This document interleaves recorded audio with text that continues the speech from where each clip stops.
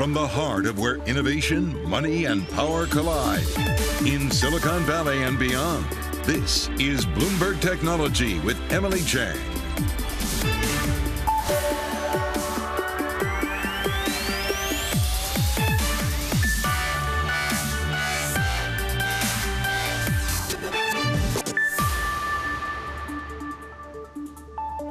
Welcome to a very special edition of Bloomberg Technology. I'm Emily Chang in San Francisco. We've got so much to cover today in the next hour. Crypto reeling from the FTX explosion. Sam Bankman-Fried apologizing after allegedly using customer funds to invest in other projects. Even the White House is monitoring this situation. Plus, more of Twitter's top executives leave the company, including the head of trust and safety. And Elon Musk tells employees at an all-hands meeting that bankruptcy is not out of the question. And a not-so-cold war between the U.S. and China, along with a looming recession. Just as the chip crisis was easing, AMD isn't slowing down, launching a new chip as it continues to take share from Intel. And AMD CEO Lisa Su joins us right here in an exclusive interview. And the women investors of all rays who started shaking up Silicon Valley's bro culture share their thoughts on how much progress has and hasn't been made and how startups survive their toughest test yet.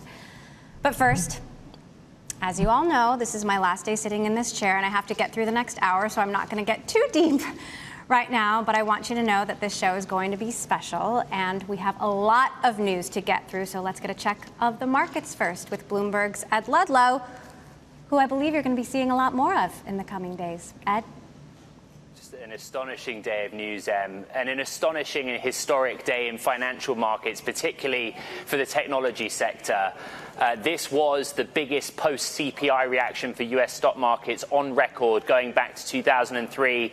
When we have the data, NASDAQ 100 up 7.5%, biggest jump since March of 2020. The Philadelphia Semiconductor Index, or SOX, having its biggest jump since April of 2020, now at its highest level since September. That pullback in yields below 4% on the US 10-year Treasury yield, really notable. Mega caps, a big part of this story. It's great to have some green on the screen, frankly, and have some positivity in markets on this very special day for you. Bitcoin also interested. I know we're going to get into the volatility in cryptocurrency markets. You see on that chart how low we went on Bitcoin, down towards $15,000 per token, given what's happening with FTX, which we'll talk about. There was a slight rebound back to above $17,000 per token in Bitcoin this Thursday. And then the mega caps are a big part of this story, right? All the names that you've covered for 12 years, those are the ones that were driving the market this Thursday. I'm talking about Amazon having its best day since February. How interesting is it for Amazon going into the holiday quarter to see inflation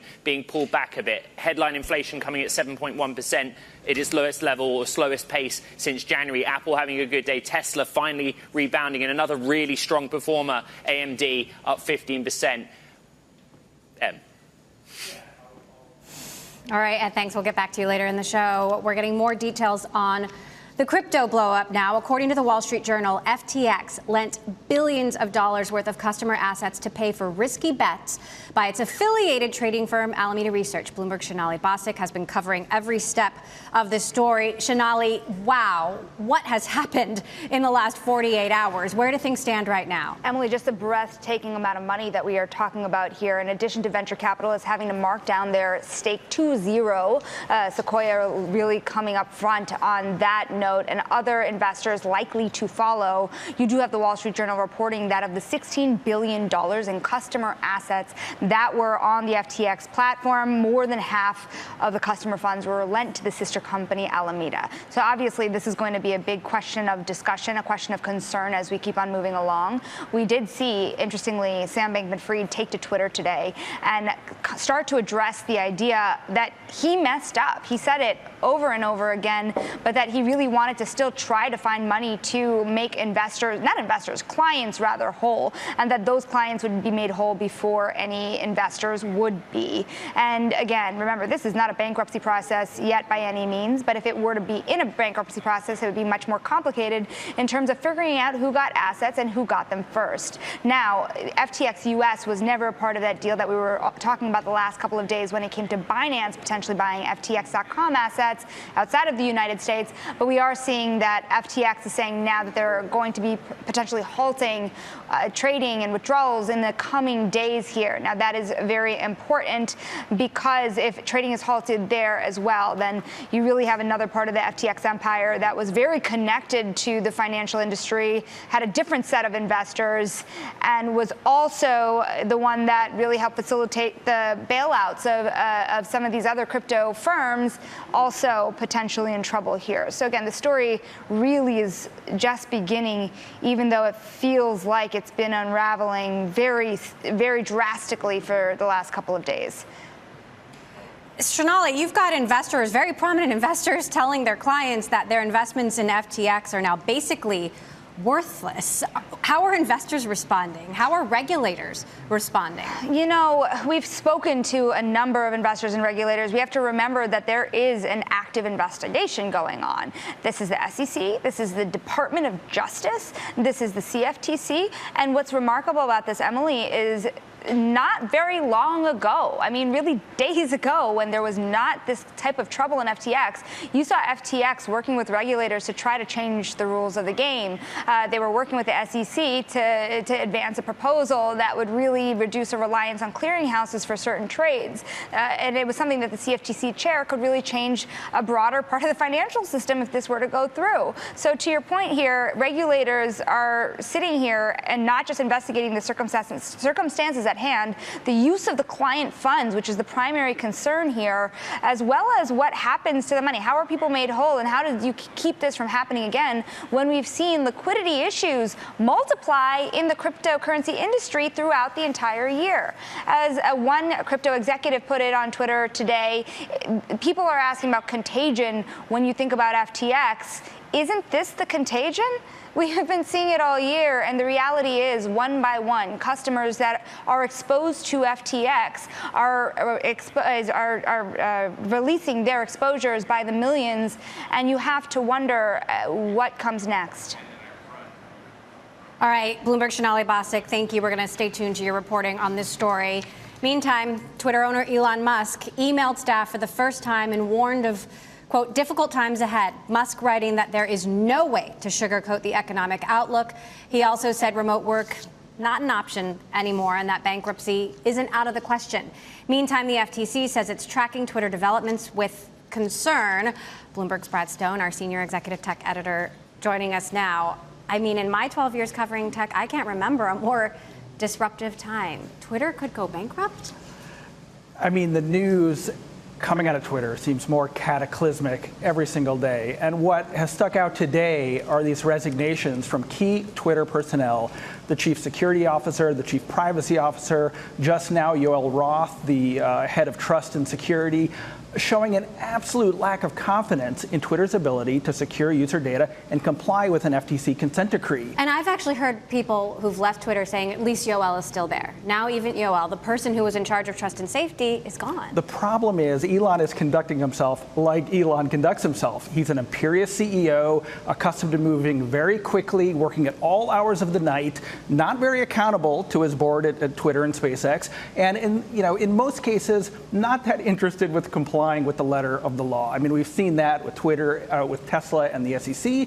The problem here is that the FTC has a consent decree with Twitter requiring it to document new products and how it's safeguarding customer information. And clearly, executives at Twitter are not very comfortable with how Elon is conducting himself now 2 weeks into ownership. Right. It's been days, right, that he has owned this company.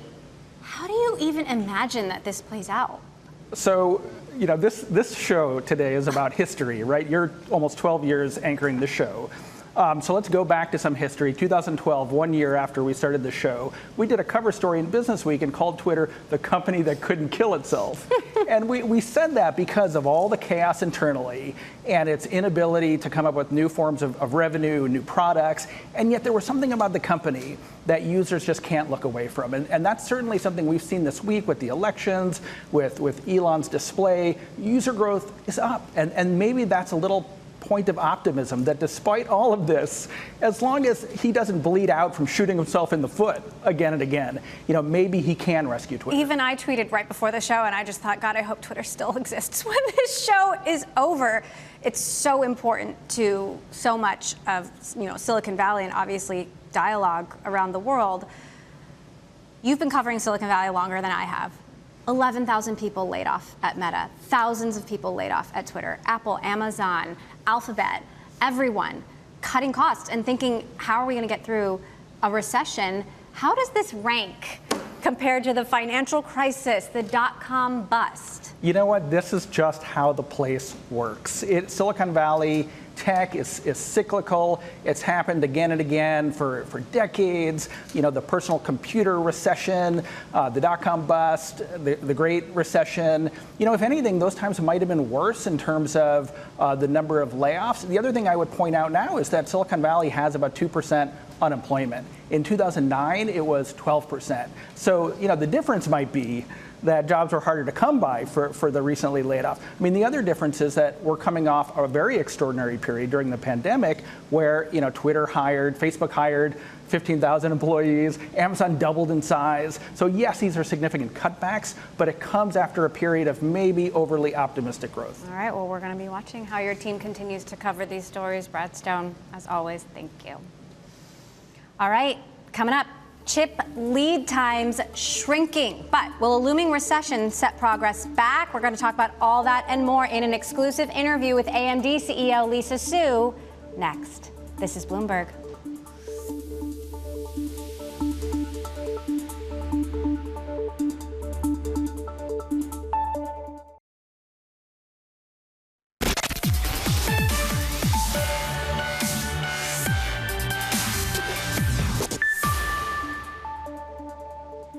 Turning to chips now, chip delivery times dropped by 6 days in October, the most since 2016. One survey showing chip supply across all major product areas now more quickly available.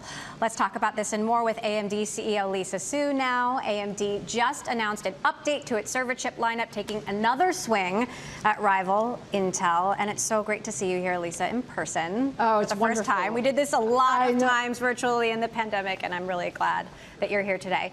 I have to ask first what your take is on what's happening in the market right now. What is your outlook? Yeah, absolutely. Well, first of all, it's great to be here in person with you. And by the way, congratulations on this very special show. So we're excited to be here. Look, when I look at the market, I would say a couple things. The semiconductor market has been so strong over the last several years, and we've certainly been trying to ramp up production across the board. When you look at today's market, there are certain portions of the market that are actually doing extremely well. Things like our data center business, our embedded business that services aerospace and defense, industrial, automotive, these parts of the businesses. And then there are some parts of the businesses that are going through a little bit of a lower demand period, and those are like PCs and consumer devices. And so we're navigating through that. But again, it's a very exciting day for us because we just launched our new server chips. So I'm so glad that we could talk to you a little bit about that. So let's talk about the new chip. How do you hope this one will change the game? Well, I have to say, our server roadmap has been like a 5-year journey. So we launched the first EPYC server line in 2017, and over the last 5 years, we've had 3 generations of truly leadership performance. So with our new generation, 4th generation EPYC, and we codename it Genoa, it's really game-changing for the server market. When I talk about things like, significantly higher performance, significantly better overall energy efficiency, significantly lower operating costs, depending on which environment that you're in. And we're talking about 2.5 to 3 times the competition. So we're extremely excited with it. You've gotten a lead now over Intel. How sustainable is that lead? Because Pat Gelsinger has said, we're going to be in the lead again. And what if this is just a moment in the sun for you? Well, what I can say is I think hopefully the last 5 years has been proof. Our goal has been to every year have a stronger and stronger roadmap to broaden how we work with our partners and customers. If you look across the world at cloud data centers, AMD is now the standard for cloud data centers, and it's really because of our performance and our overall efficiency and our total cost of ownership. So we are not taking our foot off the gas pedal. We're going to continue to innovate very strongly. So let's talk about, look, if we are going into a prolonged recession, how is your strategy evolving? Are you trying to cut costs? Are you going to do layoffs? Well, it's a very interesting point, Emily. I think a couple things. We've been working on really diversifying our business, so it's not just about one product line. We actually have a broad set of product lines. As I said, data center and embedded actually quite strong, and we're gaining share. And then on the PC market and consumer, it's a little bit lower, and we're navigating through that. And our roadmaps take 3 to 5 years to develop, so we are not at all backing off of our roadmap. We're going to navigate through this. We're going to be tighter on overall operating expenses, but we're also going to invest in R&D so that we can keep increasing our lead. What about rising tension between the U.S. and China? How does that change the game for you, just as the chip crisis was starting to ease? Well, we're always, very, watching the situation as it relates to the geopolitics. I would say, China is an important market, but we're also very cognizant of the U.S. restrictions, and we're operating within those. And I would say that we've, again, navigating through, these things. How low can PCs go, though? I think there's this question: was this just a pandemic blip? Well, I think PCs are extremely important in the overall ecosystem. Now, there's no question that there was, a bit of excess, sort of very higher demand over the last, 18 months, 2 years, and now we're in a period of lower demand. But I still believe, the PC experience, when you talk about working from home, when you talk about working on the road, when you talk about enterprises and everything that you have to do there, when you talk about gaming, there's definitely a very, very good overall demand, and we just have to work through, sort of this next couple of quarters and ensure that the demand-supply picture gets back into balance. At the Fortune Most Powerful Women Summit recently, you said running AMD is like running a new company every 2 years. Explain that. It is something like that. But the way I think about it is, look, technology is such fast-paced, right? If you think about the technology trends, and if you think about the size of our company, when I first took over as CEO, we were a $5 billion company. This year we'll be a $23.5 billion company. We have a lot more employees. We have a lot more product lines, and the world's a different place. Mm-hmm. So we love it. We love the dynamic nature of the business, and we also believe that that's one of our core strengths, is we're able to really navigate through sort of a lot of different things. AMD shares were on a tear for so long, and they have taken a hit with the rest of the market. Is that hard to watch? Does it change anything for you as you run the company? Well, we certainly believe that the right thing to do is to focus on the long-term strategy, and the long-term strategy is product roadmaps, deep customer relationships, continuing to innovate, and that's where we spend 99% of our time. And of course, we all want to ensure that all of our stakeholders are happy with the progress, and so we're always working on those things. And I know I've asked you this multiple times over the last several years: the state of the chip crisis. What phase are we moving into now? Well, I think you said it earlier. I think we have gotten over the hump of sort of the chip shortage, as it was called. I know you've asked me that several times over the last couple of years. It's been the question of the day for 2 years now. And I think what I've said each time is that the semiconductor industry knows how to do this. We know how to put on enough capacity to satisfy demand. We have seen a much better supply-demand balance now than certainly over the last couple of quarters. And I think we are, for the most part, meeting supply that is meeting demand that's out there. Now, there are certain still pockets of shortages, and those will be worked through as well. So what does the chip industry look like through a recession? How does the chip industry, in your view, weather this? We have, certainly we're very familiar with these types of cycles. And what it means is, we have periods of build phase, which is what the last 18, 24 months were. And then we have, periods where there's, less capacity being brought on. And, again, we know how to manage through these things.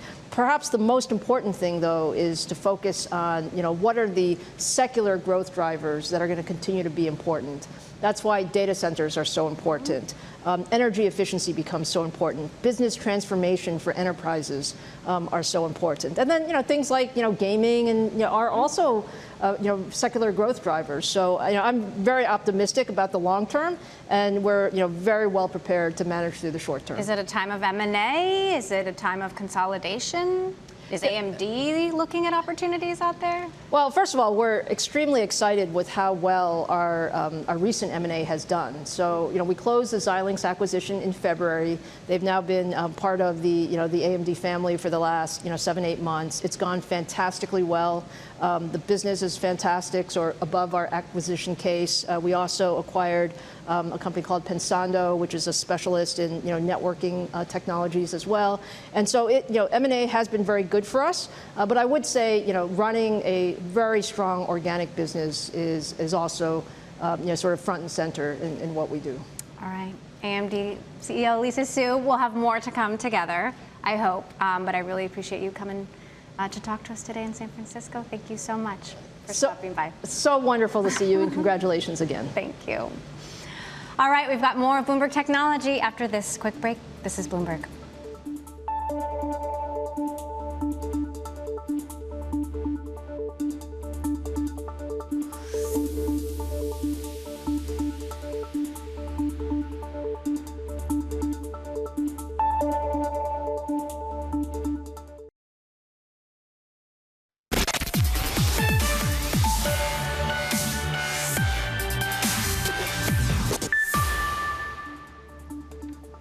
Meta's first major job cuts might not cut it. The Facebook parent laid off 11,000 workers this week, but analysts say that won't be nearly enough to get the company back to being as profitable as it was 2 years ago. Revenue still falling, spending has ballooned, and the money saved on job cuts just a drop in a very large bucket. And it was the largest single-owner art auction in history. In just 2.5 hours, Christie's presided over the sale of 60 artworks for an unprecedented $1.5 billion. They came from the collection of late Microsoft co-founder Paul Allen. Among them, works from Lucian Freud, Gustav Klimt, and Paul Cézanne. Coming up, we're going to talk about the future of Silicon Valley and how many unicorns will survive. We'll be joined by Aileen Lee, founder and managing partner of Cowboy Ventures, who coined that term unicorn, and Jenny Lefcourt, general partner at Freestyle VC. This is Bloomberg.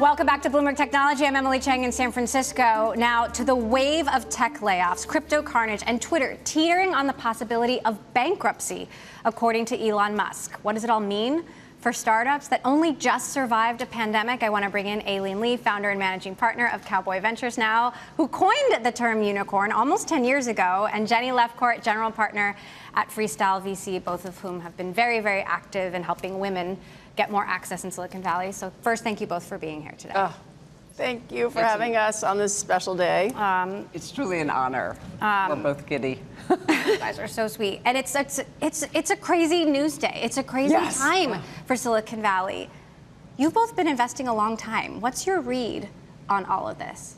You want me to start? Yeah. I mean, this is the correction that we've all been talking about for years, that there's just no way, right, that, economies are cyclical, tech has been cyclical, and we've had a crazy bull market for a really long time, and to the point where people it lasted so long that people thought that this is how companies traded forever, but it was such an anomaly. So it's quite unfortunate, but it kind of had to happen. So how bad does it get, or how bad are you preparing for it to get? I think we're at the tip of the iceberg. I think it's going to get a lot worse. We're just starting with the reckoning of years of going fast and loose.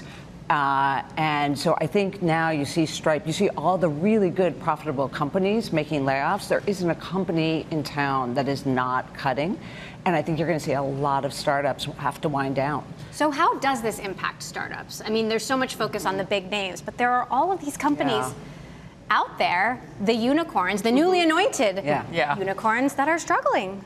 Yeah, and I think it's not going to happen in one fell swoop. It's not going to be like yesterday was, right? Because a lot of companies raise a lot of money from private markets over the past 3 years, and they're kind of living off what they raised. And they're cutting. Some of them may not cut deep enough. And also, some of them were built for a different time when budgets were a lot more flush. They built products that were, in some cases, tech has been a little bit of a circular economy where there was just a lot of private money. It was a lot of people thought they were geniuses, and a lot of them are geniuses, but also geniuses in basically a zero interest rate environment. Mm-hmm. And a lot of things are going to change in the next couple of years. Well, and there's also this pattern matching that goes on in Silicon Valley, whereby you look for founders who look a certain way, and maybe Sam Bankman-Fried, for example, matched a pattern of what investors think successful founders look like. What is the lesson here? So hopefully the lesson is that we all have to do more with less. And so those who have been spending so much money and haven't actually gotten anywhere will not continue to get the next check. And the people who have done a lot with very little, let's say women or people of color, will actually be given the advantage in this new market. How are you changing? Are you changing your strategy? Are you investing? Are you waiting it out? I mean, I think both of us are fairly disciplined investors, so we may be a little old-fashioned in that way, which maybe seemed a little out of fashion a couple of years ago. But true. I think I'm optimistic. It's horrible for a lot of really talented people who've gotten laid off, and there's just been a lot of excess. And you mentioned mostly kind of pattern matching, and a lot of people have walked into venture capital pitch rooms or Zooms and matched a pattern of boy genius or kind of like brilliant genius who often sometimes wind up being like a brilliant jerk. And I don't know how many of these stories it's going to take for people to realize that that's not always that's not always the recipe for success. But now we're at least getting some examples that people can think about and think actually a person who actually treats people with respect and builds a resilient culture and builds a diverse team is actually going to survive the ups and downs of economic cycles, perhaps better than just move fast and break things. Since you coined the term unicorn, yes, to refer to companies with $1 billion valuation or more, my colleague Katie Roof today, she said, ask Aileen about unicorn to unicorps. I hadn't heard that one. Yeah. We actually, I feel like that came up years ago, right? But that it didn't really happen. But it's happening.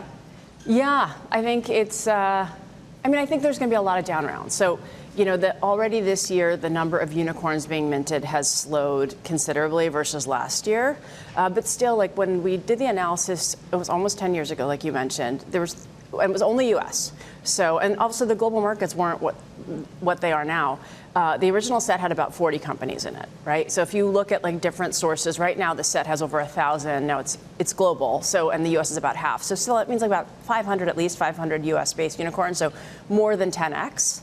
I think that will come down. So it's funny, next summer is the 10-year anniversary of the original analysis, and I'm planning on doing an update. But I thought about doing it this past summer. It would be a very different update if I had done it this past summer than when we do it next summer. How are you changing your strategy or thinking of navigating through this? Well, like Aileen, I was a founder in 2000. I was a founder in 2008. I've been kind of expecting this, waiting for it, and kind of like Aileen said, feeling foolish to not be playing as fast and loose as some of our colleagues. And so right now, I guess what I'm doing is I'm making sure our companies are in really good shape. Those who had the luck of raising in the good times, making the most of that capital, really getting just surgical on execution and making sure that they make it last, maybe get to profitability. And then being really careful with deploying capital, making sure they're great companies that I believe in, that can go the long haul, that are building for the right reasons. And we're going to be patient. We both have tons of capital to deploy, or plenty of capital to deploy, but feeling no rush to do so. You're both founders of AllRaise. You've worked really hard to change the game for women as investors and entrepreneurs in Silicon Valley. How much progress has been made, and are you worried a downturn set some of that progress back? So we were just reflecting as we were watching you in the earlier segments that you wrote Rotopia and published it at around the same time that All Raise was launched. And so we're just so appreciative of all the work that you have done, both who you have on your show, how you ask these questions. It's really, I mean, it's gonna, we know you're not going anywhere, but that's deeply appreciated because it made a huge difference to us when we were launching. We were all reading that book. It was around February, 2018, and we launched in April of 2018. Yeah. So the ripple effects of what you do, what All Raise does, keeps going. And there's so much more work to do. So much more to do. So I think we have to all be cognizant as an industry, as individuals and organizations. Like Jenny said, like this is a time where people have to get like grittier, right? And if you are looking for people who have basically their entire lives done more with less, you're looking at women and people of color. Yeah. So I think it would be a terrible mistake to actually cut those people from your talent base and to go back to monocultures. Like I think we need really resilient folks to help us lead and manage and execute through this recession. Times are changing. Elon Musk just told employees that Twitter could go bankrupt. And you've got almost the entire executive team now gone. What, I mean, how are you watching this? Any advice for Mr. Musk? The one thing we were talking about is it was in your book that you talked about Dick Costolo talking about they made a huge mistake not having women at that table when they were dealing with all the issues of Twitter. Williams said that, right? And here we are, how many years later, and the same thing is happening. The people in the war room. I don't think there are any women around that table. So it's sort of like, sometimes you look and you're like, we've gone nowhere, right? Where is the progress? We obviously needed to accelerate, but then we were also talking about the fact that when Bain Crypto Capital launched their fund with a picture of 7 dudes on it, they got obliterated, right? And not just by women, but by men, and everyone knew that wasn't okay. So no, should it have happened? No. But 10 years ago, I don't think they would have been obliterated. So in some ways, we've made progress, and the world's getting educated, and it's not about altruism, right? It's about good business. But in the other ways, in the Twitter war room right now, no. What's your hope for the next 10 years? 12, I should say. Yeah, I mean, I mean, obviously, I pain for all the people who are being personally impacted by what's going on right now in the tech economy. It is, it's going to come back. You know, both in Silicon Valley and around the country. I think there'll be more tech hubs across the country and around the world. And there are a lot, like history shows if you're a student of business or a student of the tech industry, like recessions are the best time. Like that's when legendary companies are built, and there's generative AI, there's a lot of stuff going on. There's going to be new social, right? Like the faltering of a lot of the big social platforms is going to create a window for new companies to be built. And hopefully they will have different faces around the table, different people on the cap table. They will be built with trust and safety kind of built in, and the idea of inclusion from the beginning. So I think it's actually going to be an incredible time where also the cultures are a little bit less, they're scrappier and they're more values oriented. And they understand that it's not a get rich quick scheme, that it takes a long time and you have to be on board for a long mission. Aileen Lee. Oh, wait. What? You are our unicorn. Oh my gosh. So we have this little last day gift for you. And she's so cute. But wait, she's so cute. More. She is so cute, and inside she nurtures baby unicorns. So this is just a thank you to you for 12 years. Congratulations. How many all 4 of your unicorns. Happy last day of the show, and thank you for all you've done. Thank you so much. We're gonna hug after this, okay? All right, Aileen Lee, Jenny Lefcourt, thank you both for stopping by. More of Bloomberg Tech after this break. We're talking crypto and implosion and what's next. This is Bloomberg. Oh, you guys, thank you.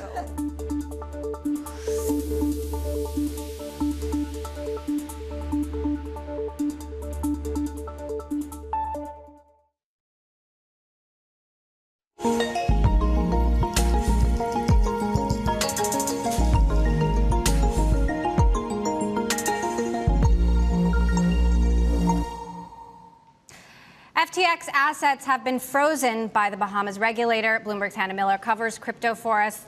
The headlines keep pouring in. What's happening now? Yes, the situation keeps getting more and more complicated. It's extremely fast moving. What we do know is that Sam Bankman-Fried is under some serious legal scrutiny, and there still is an ongoing investigation from the CFTC and the SEC. Could he face jail time here? I mean, I can't even believe I'm saying that, but. It's unclear. It's really going to come down to whether he mishandled customer funds. They're also looking at the relationship between FTX and Alameda Research, the trading firm he helped found. We're also talking about a potentially tectonic shift in the crypto landscape. What are the ripple effects of this? Everybody's reeling right now. You know, the market is struggling. FTX and Sam Bankman-Fried had an incredible reach over the industry. He has invested in multiple companies. He has bailed out multiple companies.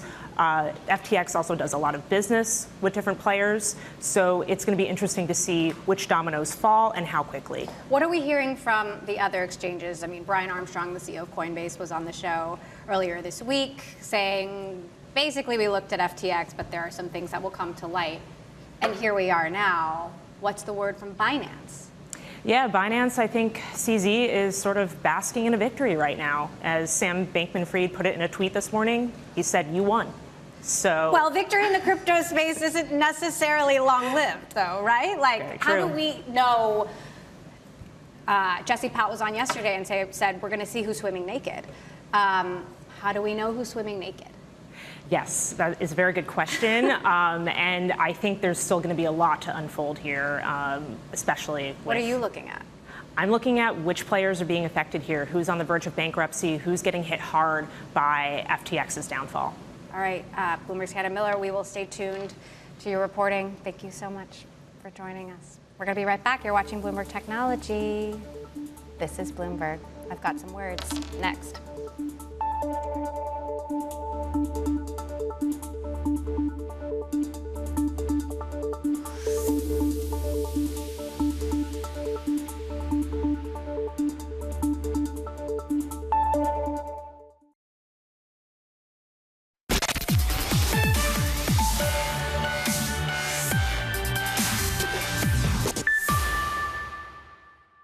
I'm Emily Chang, and this is the newly named Bloomberg Technology. This is Bloomberg Technology. I'm Emily Chang. We are live from the Vanity Fair New Establishment Summit in Los Angeles. I'm Emily Chang at Facebook headquarters in Menlo Park, California. Welcome to Bloomberg Technology. I'm Emily Chang, live from Apple Park in Cupertino, California, Apple's brand new headquarters. The smartphone has proven to be the undisputed king of Apple products, and in turn revolutionized an entire ecosystem. You know, as time has gone on, the smartphone has become more important to people's lives. Facebook is now officially a publicly traded company. The NASDAQ had rolled out the red carpet for a bell ringing unlike any other. Someone suggested a joint venture with Amazon. Would that ever happen?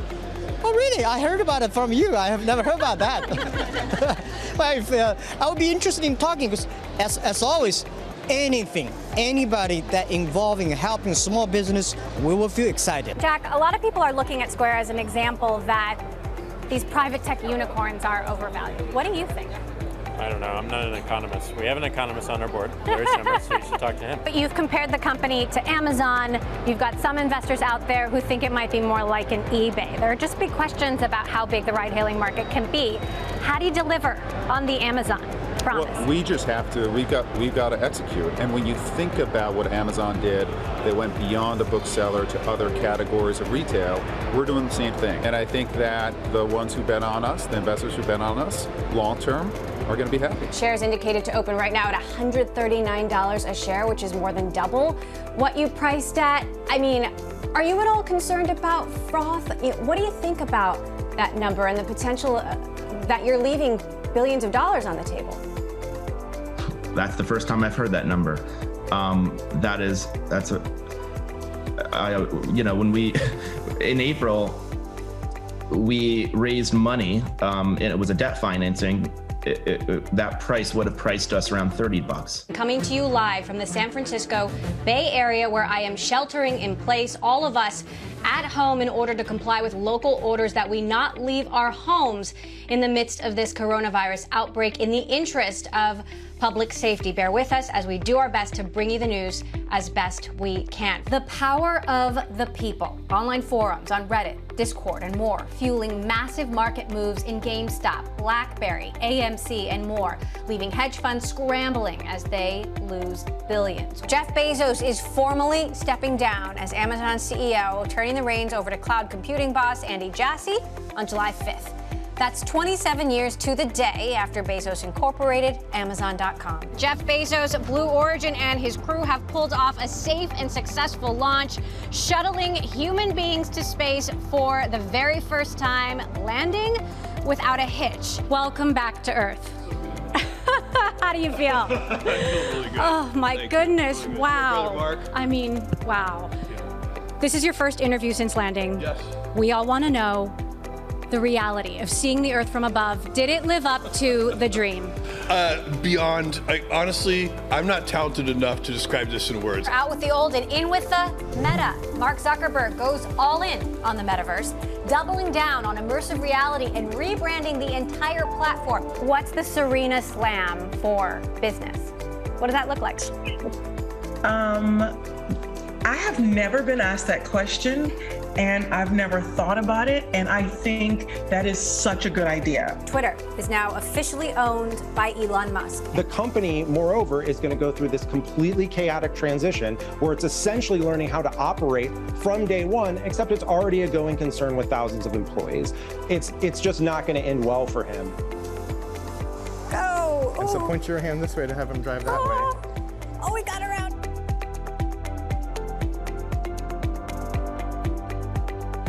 And that does it for this edition of Bloomberg Technology. I'm Emily Chang in San Francisco. This is Bloomberg. Deep breaths. 12 years. 12 years. That is how long I've been hosting this show. Thank you, guys. Thank you. There's a lot of people here. Keep reading. Woo! Almost every day, 2,500 episodes. This was my first baby, my first rocket ship, and it's time to launch the next one.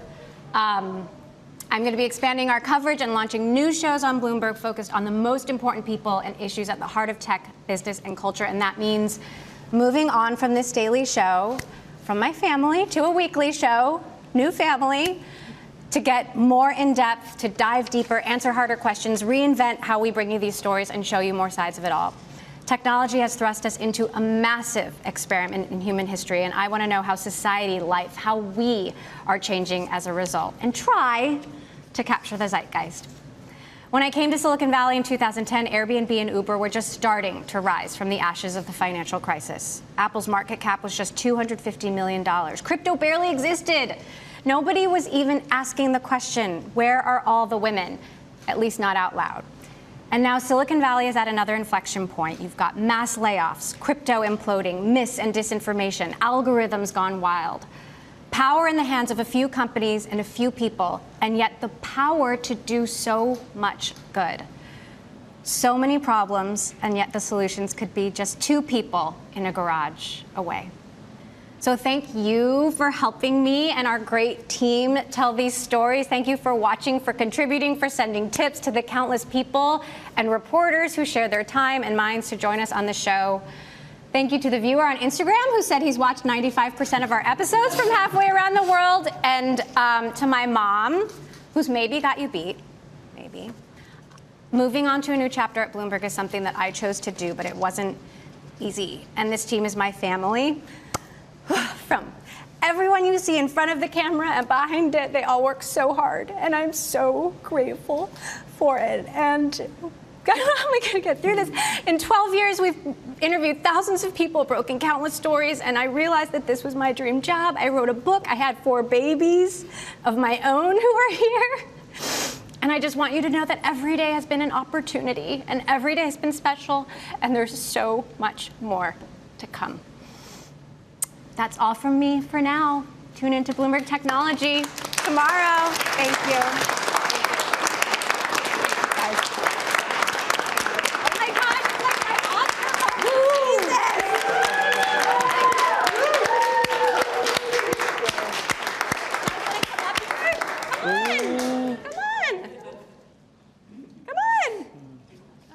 get to do this anymore, so hey. There you go. One more.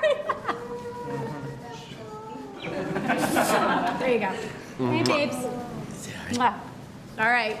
Thank you, guys. And you. Okay.